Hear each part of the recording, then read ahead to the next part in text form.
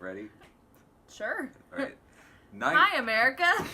That's how Hi, we're hi, starting. America. I mean, this video is, well, I guess, I It's shouldn't be so Amerocentric. It's worldwide. Because it is entirely possible you don't live in these mediocre United States. Especially Zappa fans. Sure. Because you know what? Because you know who doesn't have taste? Americans. God, I don't know. I don't want to insult a group of people I belong to. But anyway, thank you everyone for joining us. A joyous and bountiful Zappadan to you and your families. Night one. Do you think like lots of people celebrate by like filling a cornucopia with like all of the foods that are mentioned throughout his albums? Like a hot dog that tastes pretty good.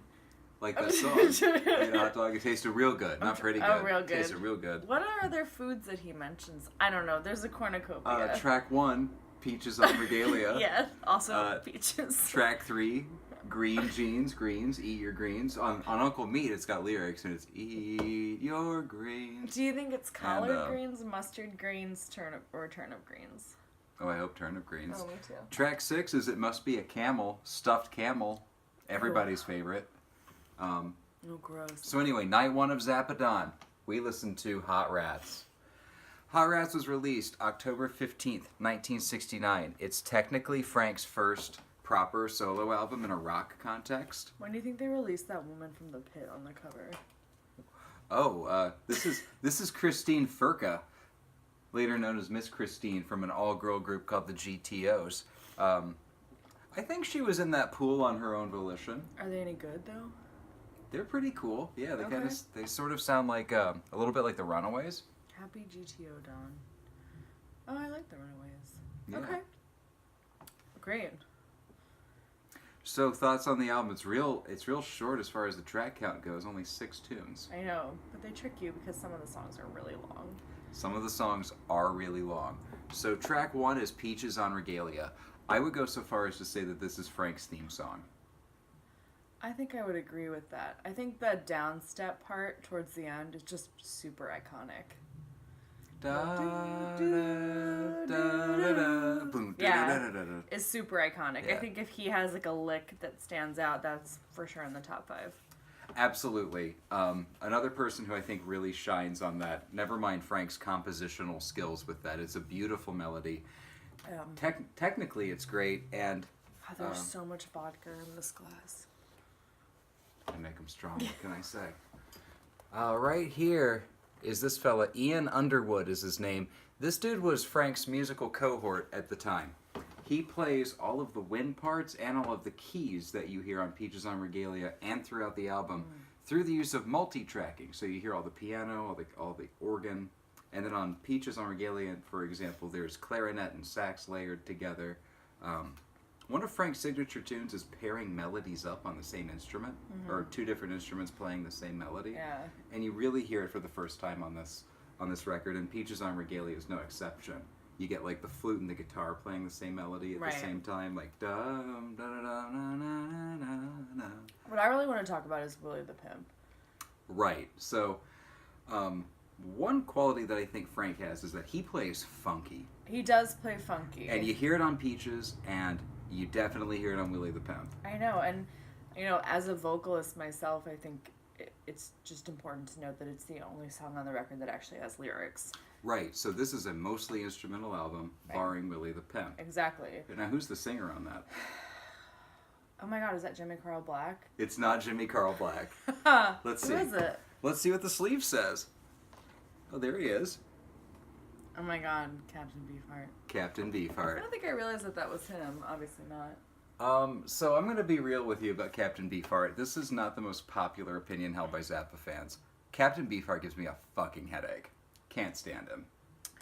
I like that one song. He's got some great tunes. He's got some wonderful standalone tracks, but Trout Mask Replica, is obnoxious. What's the one that's like Over the Deep Blue Sea or something? Or is that not him? Oh, in her eyes I see the sea. Yeah, I like that one. I look What's at that her, one? she looks at me. Her eyes are a blue million miles. That's a good song. That's a great tune, but that's Okay. also, that album is credited as the most accessible, Most listenable. the most non-Beefheart sounding Beefheart album. I just like that he got his name because his grandfather was like grabbing his junk. It was his uncle. Uncle. Yeah. So the story about that, this was pre-Me Too. Pre you also? No, I know. Don Van Vliet's family all lived together, and I guess his uncle or his grandpa used to pee with the door open, and Don would have his girlfriend over, and he'd be there with his dick in his hand and be like, it's like a big old beef heart. And Was he talking about his dick or his balls? having not recently butchered a cow, I I really don't know what looks more that's like a shaft or a scrote. That's something to Google beef heart. later. This is where you come in, America. America. America's wonderful. We've already clarified. Right. There are people on the line. On the line? On the This line. is not how this works. Your ass is on the line, mister. Where does the internet live? Okay, so what's next? We talked about Willie the Pimp. Well, not quite. So we talked about how Don Van Vliet, Captain Beefheart, is the singer. Great lead line on the violin from John Sugarcane Harris. Yep. That song functions also as a vehicle for Frank's guitar playing, which chronologically we hadn't really heard at this point in his career. There's a few bits here and there where you get some great guitar playing. Trouble Every Day on Freakout's got some. Cruising with Reuben and the Jets ends almost on a punchline with this extended guitar solo on Stuff Up the Cracks, Right. where a lot of wah, a lot of... You jump from a doo-wop track to 1968, but here you get Frank wanking on that Stratocaster for a good 5 minutes. And it's good. Yeah, but speaking of guitar, can we talk about Green Jeans? Let's talk about Son of. We got to be specific. Because there is another one, right? He's got a father, and it's... Everybody's got a daddy somewhere. Mr. Green Jeans is on Uncle Meat, I which is a wonderful album. A great double album by the Mothers. But his son resides here on Hot Rats. And I think Son of Mr. Green Jeans has some of the best guitar soloing that he does, I think, throughout his career. On an album, I would say. You know, I know the live stuff is different. And, Well, the lives, I mean, Yeah, every night so- was a different solo. but, like... Same in the studio, though. Like, he had the same head melody, like Black Napkins or Mr. Green Jeans. They would do Mr. Green Jeans live, too. You'd get the same bass melody. Da, da, da, da. Right. And then they would all solo. Like, in the George Duke years, it would be Jean-Luc Ponty on violin soloing Duke. Totally. You'd get Frank, the Fowler brothers, Bruce on trombone. Yeah. So, yeah, I do think Willie the Pimp gets all the hype. Beefheart's on it. It's got goofy lyrics. It's based on a real person. There's a backstory to it. I don't have it in I my feel head like I've somewhere. met at least 10 pimps all named Willie that song could be based Well, on. Well, you know the pimp I know is Johnny Ray, but so Willie the Pimp, it's good, but I gotta say, as a musician, I hear him hit some bum notes on it. Son of Mr. Green Jeans, I think the guitar, you're right, it sounds better. Yeah, it's super solid. Frank was a tone freak on guitar. He really was. Yeah. Absolutely. Yeah, I mean, the Willie the Pimp, the lyrics are kind of that jokey. You're getting back into, like, the Don't Eat the Yellow Snow or the Catholic Girls, Jewish Princess, sort of the kind of tongue-in-cheek lyrics. Yeah. Sort of like that scatto humor. Whereas, so, like, the guitar on Green Jeans, it's more like little attacks. Right. It's not a 6-minute guitar fest. It's orchestrated, and you get these guitar runs, and they're beautiful, they're melodic. They sound a bit Middle Eastern. Right. Like, we've been jamming on some Turkish psychedelia recently, and I felt like I heard some melodic passages like we would have heard on that record. Definitely. Yeah. So side B, are we good on side A? I think we're solid. So All right, what's so side B? Side B opens with Little Umbrellas. Oh, heck yeah. So I often think of Hot Rats as a jazz record. It's totally a jazz record, but it's jazz, like, that was appropriate at that time, which wasn't... More of the jazz fusion. Exactly. It wasn't full-on jazz. You wouldn't fully stick it in the genre. It was still a rock album, but he uses things like the upright bass, which is one of my favorite instruments of all time. And that's what glides us in on that track is totally. And the tone is just phenomenal for the upright bass, and it's such a great segue into the song. But it's just a tone that you really don't hear on rock albums often. I can't think of another rock record that uses the upright. Not to such a degree, and not in such a jazzy degree. So, Exactly. So to go back to the jazz notion, you know, I often think about it. I describe it as a jazz record. We're on side B. It's not until side B that we get a song that is straight up jazz. That Totally. sounds like a jazz tune. You get the right hand on the right cymbal. A beautiful melodic line that I think sounds a bit Egyptian. Oh, I would agree with that on for the sure. saxophone. We're getting a lot of Middle Eastern influence on side B, especially. Yeah. That's where we're kind of talking about that, you know, the Turkish psychedelia. Right. That factors a lot into Frank. You know, Chunga's Revenge is on our list of Zappadan, and that opens with Transylvania Boogie, which is one of his most, like, straight up, like, Bela Bartok, East Europe sort of vamps. Definitely. And we hear it here on Little Umbrellas, too. A tight little one. It's the shortest track on the album, 3 minutes. Wow.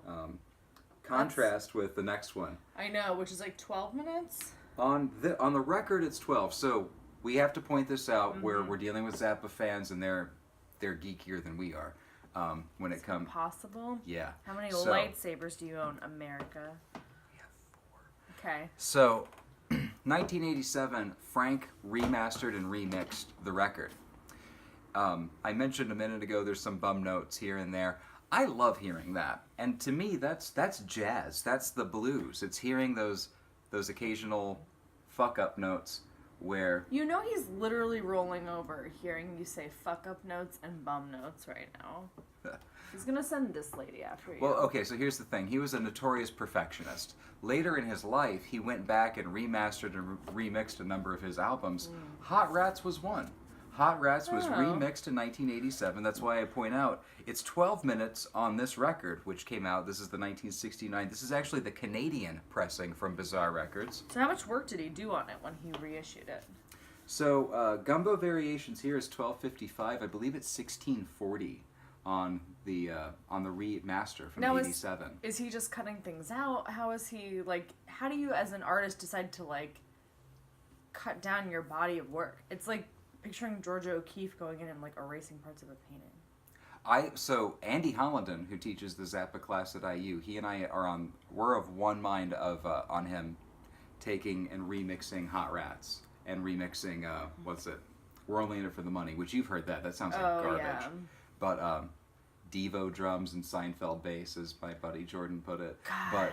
But the way Andy put it, and I totally agree, is it's less like George Lucas doing the special edition of Star Wars where he's touching up his works. It's more like what's his name, Turner, colorizing the black and white classics I see. Okay. with like those garish pastel colors.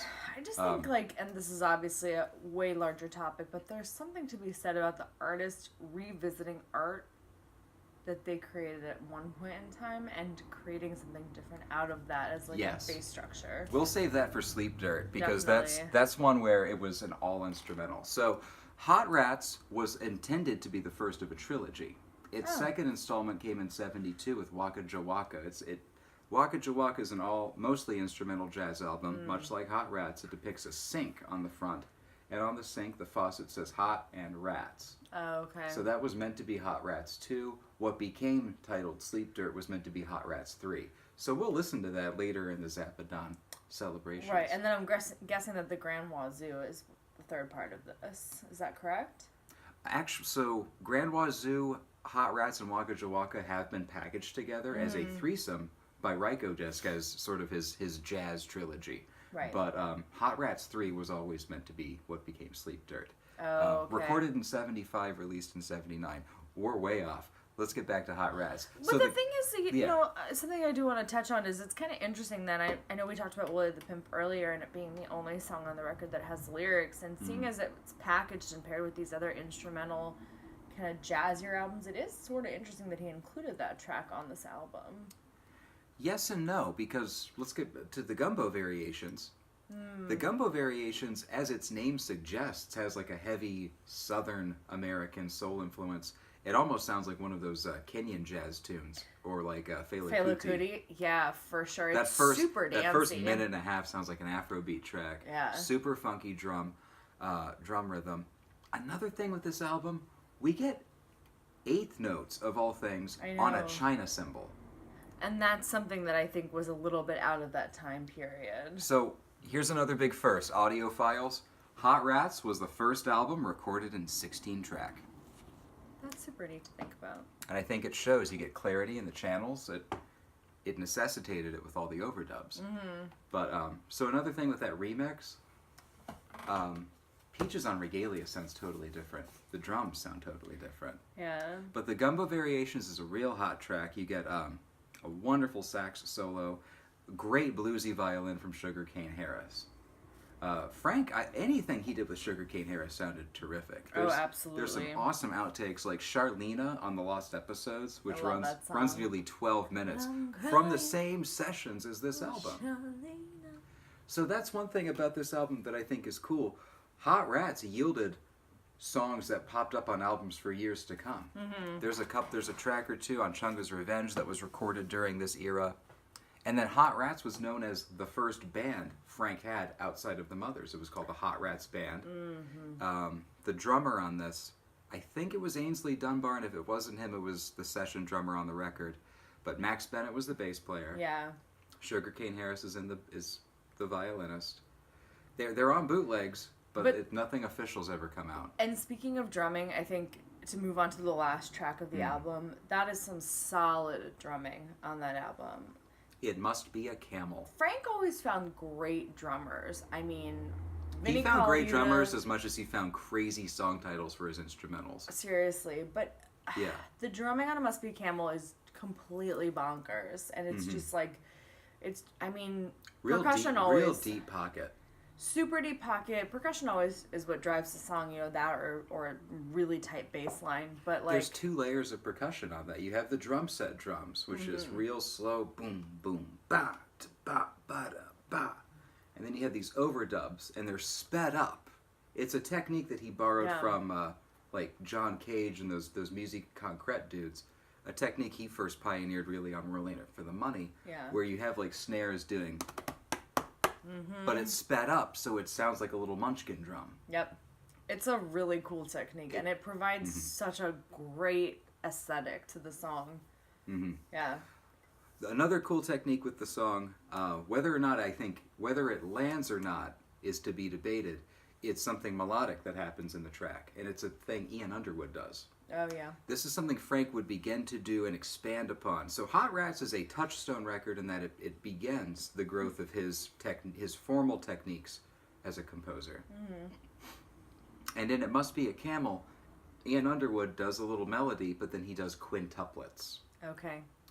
Da da da da da da da da da da da da da da. Da da da da da da da da da da da da. 5 rhythms, 5 pulses in one beat. Oral drumming. Thanks. Can you tell I'm a drummer? Yes, a little bit. A little bit. Yeah. So the quintuplets, it's neat. And if you look at his sheet music to stuff like the Black Page, the Bozio, the Kali Yuta years. Oh my gosh. You're seeing runs with like 7, 9 strokes in one beat. Mm-hmm. So it really starts here. Now, here's the question though. The beauty rests in the ear of the beholder. It Must Be a Camel doesn't rest well with me. I don't think it's a great album ender. It's not I hate saying it's not my favorite because his catalog was so big. So it's a given. There's plenty to hate and there's plenty of shit we're not talking about this Zappadan. Yeah. The Man from Utopia. God, anything with a marimba? Sorry. So yeah, here's one thing I love about Hot Rats. No xylophone. No xylophone. Yes, it is definitely not missed. We're talking about It Must Be a Camel not being our favorite track. It's just... What don't we like about it? It's... The thing about it is, like, it has some good moments, but I think on the whole, it's... The way that it drags, it just... There's something about it that it doesn't, like, hit me, and it doesn't stick with me, and I'm... I'm a person where I'll hear a lick or a chord progression or a solo, any instrument, and it's just, that's what captures you, and that's what you remember, is you remember that amazing, drum solo, or you remember that chord progression that just like it clicked, or it was beautiful, or harmonies that were just right there, or syncopation on the drums that really just clicks. Yeah. And it's just, there's something, it's, the weird thing is I don't think it's like there's something there that bothers me, like the marimba. Nothing coalesces. There's just nothing there. It's Right. more of the absence is what gets There's me. never a flash. Definitely. Yeah. So, but on the whole, I'd say it's a great jazz rock record. I think it's the fusion of two genres that I would say, especially for that period of time. Right. So during that era, we had Blood, Sweat, and Tears. Chicago's first album came out. Yeah. They were much jazzier before they became more of an easy listening yacht rock ensemble. Mm-hmm. Miles Davis was working on some great stuff during that period. Jazz fusion was beginning to become a thing, and this was an important work in the movement. It showed off Frank's prowess as a guitar player. Absolutely. For the first time without the mothers behind him. And I am grateful that he took this leap. I think that was... It was a big step forward. It was a big step forward. And it wasn't the end of the mothers either. So after Hot Rats, Frank did... he kept working on solo stuff while also compiling past material with the Mothers of Invention. So he spent 70 working on new material, assembling a new band, getting one of his first classical works off the ground, what would become much of 200 Motels, right. And getting the Turtles to join his band and all that. But at the same time, he was getting old live recordings and studio outtakes and leftovers from Hot Rats assembled into Burnt Weenie Sandwich, which is more melodic, more of sort of the bebop jazz, more Stravinsky influenced as well. And then Weasels Rip My Flesh, which is more straight up avant jazz. But these are Eric things we're going to touch on later in Zappadan. Well, we're So not. we should We're save actually more. not talking about those albums. We're not? They're not on the master list. So, Ooh. but Hot Rats was, so like I said, Hot Rats is the touchstone of that era. It showed that he was going towards a jazz direction, coming out of rock, coming out of satire, and coming out of the political stuff. He concluded in 1968, revolution is just this year's flower power. And so there's nothing at all political on this. Very true. I would say not an incredibly subversive No, lyrically work. not at all. Musically, though, yes, a fusion of two genres. Any parting thoughts on Hot Rats? No, I think just looking forward to discussing more Zappa during this year's Joyous Zappadan. A joyous Zappadan to us all. Cheers. They love this one in England, too, by the way. Really? Just Yeah. like randomly in England.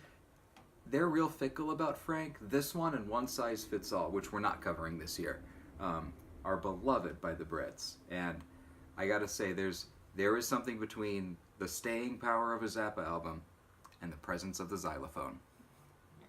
Good night and have a happy Zappadan. Cheers. We'll be back tomorrow for night 2.